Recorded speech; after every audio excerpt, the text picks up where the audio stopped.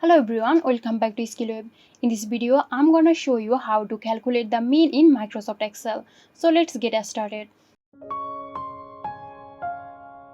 At first, open your Excel worksheet for which you want to calculate the mean. Select an empty cell where you want to display the mean result.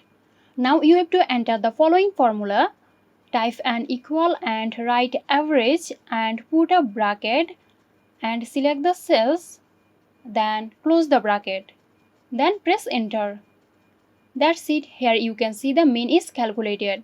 Thanks for watching. Stay tuned for more helpful tutorials here at SkillWeb. This video is sponsored by XiroSoft. XiroSoft offers graphic design, UI UX design, digital marketing and web development. Elevate your brand with XiroSoft today. For more details, check the description box.